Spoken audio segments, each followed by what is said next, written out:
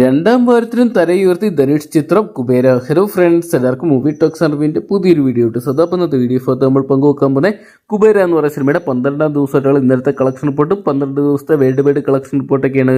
Video ആദ്യമായിട്ട് കാണുന്ന സുഹൃത്തുക്കളാണെങ്കിൽ ഏറ്റവും പുതിയ സിനിമാ വിശേഷങ്ങൾക്കായിട്ട് ഇപ്പോൾ തന്നെ ചാനൽ സബ്സ്ക്രൈബ് ചെയ്ത് നോക്കുക.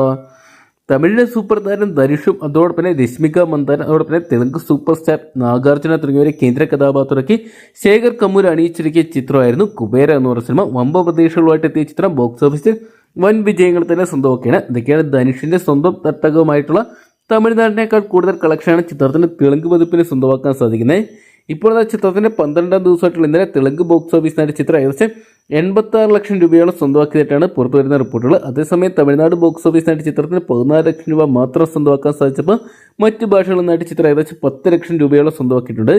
ചിത്രത്തിന്റെ 12 ദിവസത്തെ world wide box office collection റിപ്പോർട്ടുകൾ ലഭ്യമാകുമ്പോൾ 127 കോടി 25 ലക്ഷം രൂപയോളമാണ് ചിത്രം സ്വന്തമാക്കിയിരിക്കുന്നത്.